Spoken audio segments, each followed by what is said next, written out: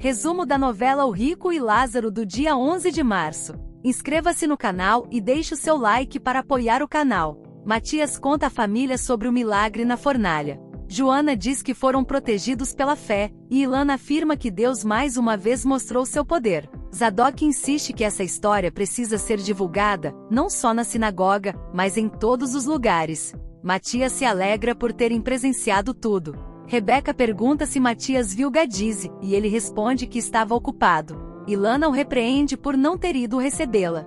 Ravina questiona se há algo mais importante que a mãe de seu filho. Matias então revela que o rei Joaquim foi preso por traição. Durante o jantar, Zelfa conta que viu Fassur sujo e transtornado na rua. Elga se espanta e lamenta sua situação, enquanto Zak ironiza, dizendo que Fassur mereceu. Zelfa alerta que o ódio pode se tornar um veneno para ele. Talita culpa Zak pelo destino de Fassur, e ele afirma que faria tudo de novo. Absalom diz a Nicolau que precisará dele à noite para seu plano de conquistar Dana. Gadize pergunta a Cassaia se está melhor. Cassaia, abatida, responde que não consegue mais andar. Gadize desabafa que o encontro com Matias foi decepcionante e teme que ele só se case com ela por obrigação. Cassaia, solidária, revela ter flagrado Nebuzaradã beijando a sacerdotisa. Gadize diz que já suspeitava. Cassaia relembra que Gadize mencionou no passado que Samu se deitava com seu pai e questiona o motivo dessa mulher querer envolver todos os homens de sua família. Gadize sugere que seja pelo poder e Cassaia a amaldiçoa. Samu questiona se Nebuzaradã está falando sério, e ele confirma. Ela lamenta o descuido deles, e ele explica que Cassaia o expulsou do quarto e não permite que ele durma com ela. Samu percebeu a atitude fria da princesa. Nebuzaradã lembra que a ideia do lago foi dela e agora Cassaia quer anular o casamento. Isso o impediria de alcançar o trono. Samu pede calma e promete conversar com Cassaia, mas Nebuzaradã acha que isso só a deixará mais irritada. Mesmo assim, Samu insiste para que ele confie nela. Elga, preocupada com Fassur, quer ajudá-lo.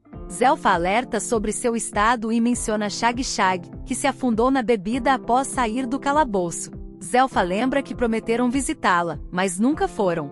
Elga ainda guarda mágoas, mas Zelfa decide ir. Sadraque avisa que o julgamento de Joaquim será pela manhã. Mesaque lamenta a falta de tempo para preparar uma defesa, e Daniel pede que Deus os ilumine. Mesaque sente pena de Joaquim, pois Edissa aceitou o casamento e agora isso acontece. Sadraque diz que pensa em pedir Dalila em casamento. Abednego questiona e ele responde que se enfrentaram a fornalha podem dar esse passo. Mesaque concorda e Abednego diz que já teria pedido Naomi em casamento. Eles provocam Daniel perguntando sobre ele. Lia chega, dizendo que é sua última noite, mas precisa cuidar do governador. Mesaque brinca perguntando se Daniel a deixará partir. Ele fica sem graça e os amigos riem. Antes de Lia sair, Daniel hesita, mas pergunta se haverá antes de ir. Ela confirma e se despede, deixando-o pensativo. A rainha de Judá visita Joaquim no calabouço. Ele a acusa. Foi a senhora, não foi? Ela pede um abraço, mas ele recusa e menciona a aliança com os medos. Irritado, acusa-a de traição e diz que já está condenado. Neusta insiste que ele é inocente, mas Joaquim responde que morrerá por culpa dela. Ela promete que Daniel o protegerá, mas ele não confia mais. A senhora permitiu meu casamento e me condenou no mesmo dia. A rainha pede perdão, mas Joaquim a expulsa revoltado. Larsa informa Zabaia que Beroso perdeu o lobo de Judá. O quê? Zabaia se espanta. Agora o escravo trabalha no jardim da rainha. Zabaia lamenta perder uma grande atração de lutas. Shag, bêbada, tenta ler o azeite, mas exige mais cerveja. O cliente se irrita, já paguei 5, e sai. Urzabum observa a mãe, que grita por mais bebida. Ele pede que se alimente. Zak chega e provoca. Ela não morreu, mas paga em vida. Urzabum pede que os deixem em paz, mas Zak ironiza. Paz? Nunca terão. Rabissares chega e Zak pergunta se ele desistiu da dançarina. Ele diz que não. Zak diz que Asher prometeu se afastar de Joana. E você acreditou? Rabissares debocha. Ele sugere que Zak o mate. Somos amigos desde crianças, hesita Zak. Negócios à parte, responde Rabissares.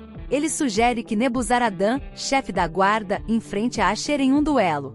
Zelfa chega à casa da lua e vê Zak e Rabissares, ela se esconde. Zelfa senta-se à mesa de Shag. O O que posso lhe dizer, senhora? Murmura Shag intrigada. Zelfa pergunta quando ela dará valor à própria vida e ao filho maravilhoso que tem. Shag fica surpresa. Enquanto isso, Belsazar simula como seria seu reinado e tenta humilhar o pai. Nabonido se incomoda. Isso não é normal para uma criança. Ele fala como um tirano. Nitocris discorda. Exagero seu. Ele apenas não é fraco como você. O sangue real corre em suas veias. Aspenais avisa que Joaquim será julgado no dia seguinte e o rei exige a presença de toda a família real. Nicolau comenta que todos já dormiram. Absalom reforça que ninguém da casa pode saber do seu plano, pois se descobrirem, farão brincadeiras que ele não tolerará. Nicolau o chama para saírem. Samira está pronta para sair. Talita lamenta, dizendo que queria dançar novamente, mas Samira avisa que agora é a vez dela. Samira parte.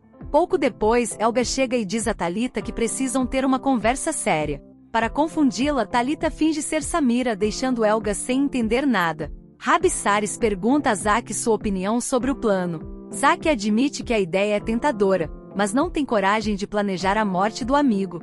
Rabissares questiona se ele prefere ver Asher cruzando os corredores do palácio com Joanna. Zack revela que fez uma proposta: comprará a liberdade de Asher desde que ele nunca mais volte à Babilônia. Rabissares desconfia, ele não manterá essa promessa por muito tempo. Se o deixar livre, ele acabará roubando Joanna de você.